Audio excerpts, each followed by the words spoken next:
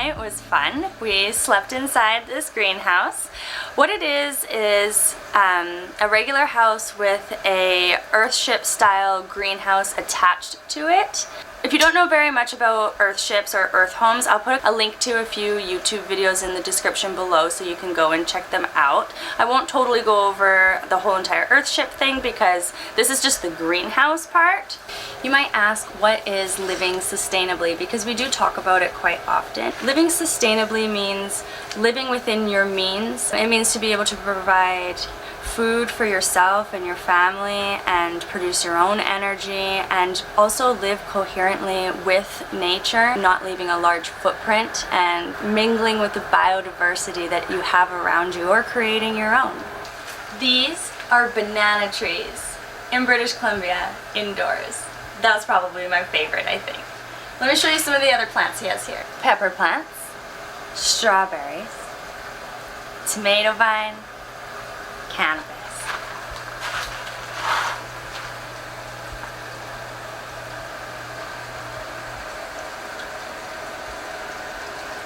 Nasturtiums, which are edible flowers. Habanero, cucumber, kale, velociraptor, tomato plant, aloe vera.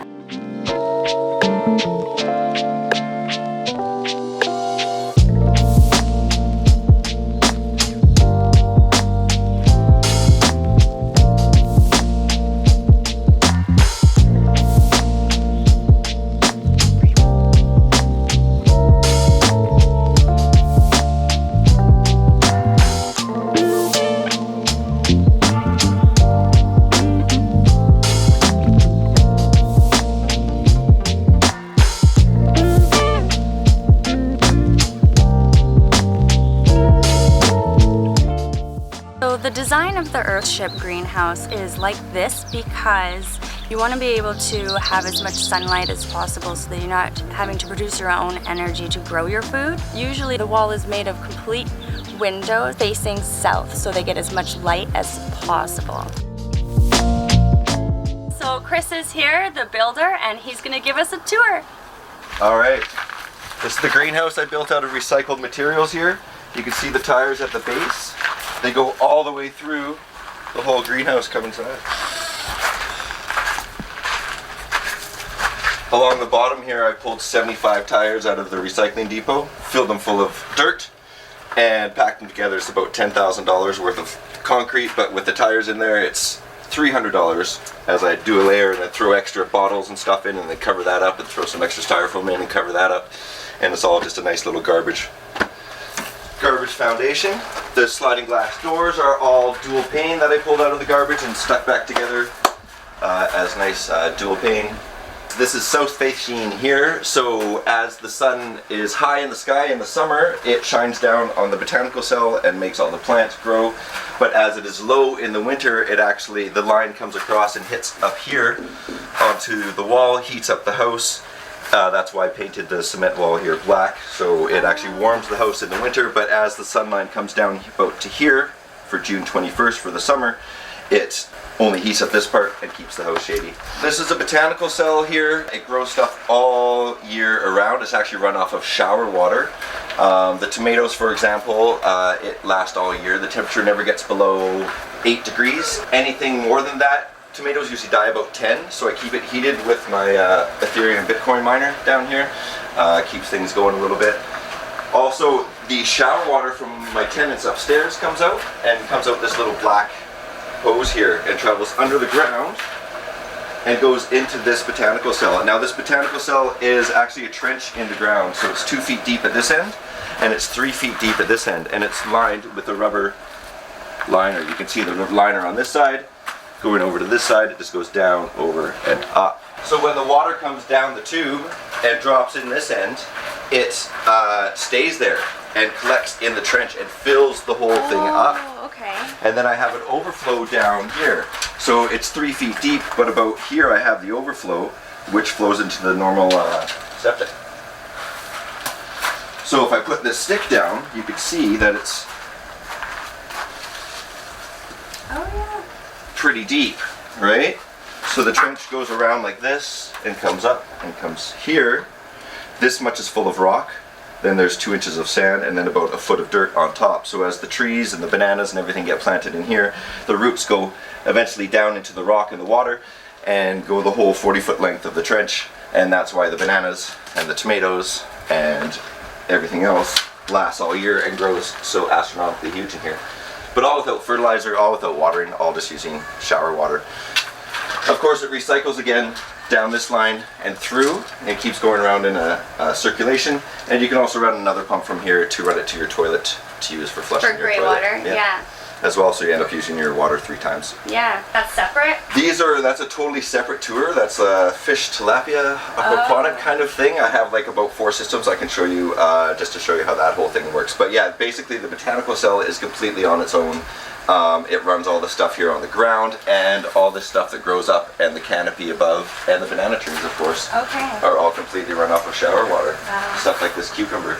Yeah, that's great. Completely shower water. And my banana that I cut a day ago, which grows quite fast. It goes so fast. Yeah. Do you know what the temperature is in here right now? Do you have The temperature right now, hang on, 36 degrees right now. 36. Is that correct? 21% humidity. But when I get my skylight in, it's going to be much better. It's going to whoosh all the air out of here. Bring all the cold in and whoosh all the air out. Okay. Close it in the winter. Right now I only have 1 circulation fan. I used to have it so much that the water in here created its own hydrological cycle where the water would seep up into the roof and start dripping down, yes, okay. because I didn't have enough ventilation, right? Yeah. So the aquaponics run a little bit differently here. Basically you have fish in the bottom. You put a pump on, the pump comes up, waters the plants, and then the water drips back into the tank. The fish poo goes up to the plants like it, and they clean the water and it goes back down again. So your basic cycle is something like this, it's just a recircular around and round and round and round and round. And as you can see, the bamboo is getting some fertilization burn because there's way too much fert in there for it, right? You get another system like this one here. This barrel is a little bit more of an advanced system. You have fish in the bottom of the barrel. And as you can see over here, we have in this one what's called a Siphon Belt, which is basically, we have a 1-inch tube going down here and L-shaping across. When the water fills up this top container, and I put the Siphon Belt over top, the water travels under the Siphon Belt, up to the top, and down the 1-inch tube, back into the bottom again. When it does that, it takes all the air out of the top of the Siphon Belt and creates a vacuum, which ends up pulling all of the water out of the entire barrel. So when I put this in here like this, what'll actually happen, and you can hear it starting to drain right now, is all the water is going to drain out. And you can see it right down in here too. And then fills back up again every 5 minutes or so, allowing the roots of the plant to get tons of oxygen. Those are my little baby fish that I just made. So the hydroponic system is actually my most weirdest advanced tube. What you're actually in right now is my shower / extra bed. Oh. But if you, hang on, look underneath, you'll see it's actually a 1,000-liter tote with hundreds of fish in it. Oh my gosh! Cool. And so that water shoots through the pump all the way down. To the beginning? Down past the bed down there. And then it shoots up the wall into the 5 aquaponic towers, water towers that I have. And then the water goes down the towers into the tube, follows the tube all the way down to this end of the greenhouse. And ends up at my waterfall with my 3 fish in the pond.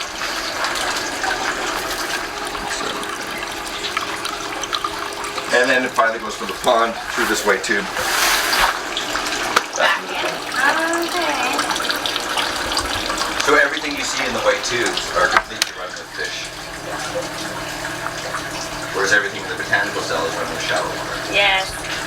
But they both look pretty good. This is a grey water sink as well too, which runs into the botanical cell. So you could be here washing your vegetables, recycling your grey water, grabbing more tomatoes, chucking it into the compost, making more. That's the idea, is to have an efficient building. You grab food here, wash, chuck it back. You don't have to move more than a step Yeah. to get it. My whole end to this whole tour is that if you ever want something like this built at your place, then you fly me to where you are, buy me some beer, and I will help you build that. And we'll do the whole thing together. Yeah, I'd way rather have 10 of these built by the time I'm dead than just have one of these built. Money doesn't really mean that much. I'd rather have more of these systems going for people.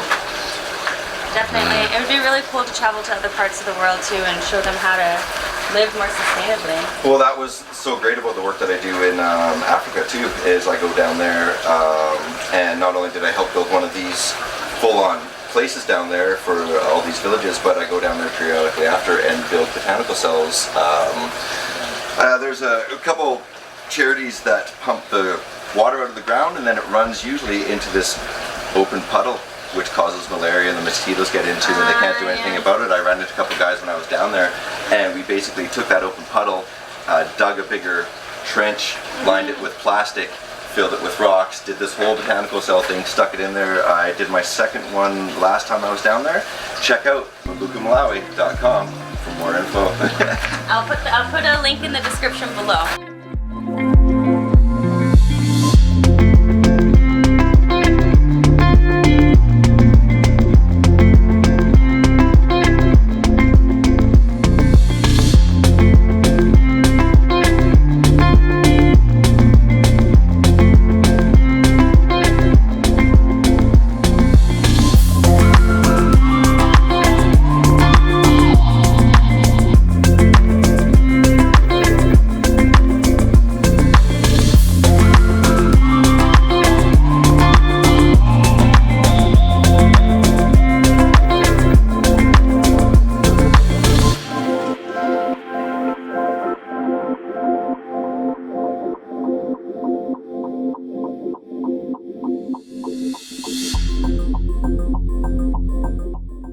Well, we spent the night in the greenhouse. It was super cool. It was quite warm. It is summertime in the Okanagan here, so it's warm anyways. The only thing that bothered me was maybe a few mosquitoes, but I can live with that. I believe Chris built this in order to show people how to live sustainably in an urban setting. It's always possible. How creative can you be?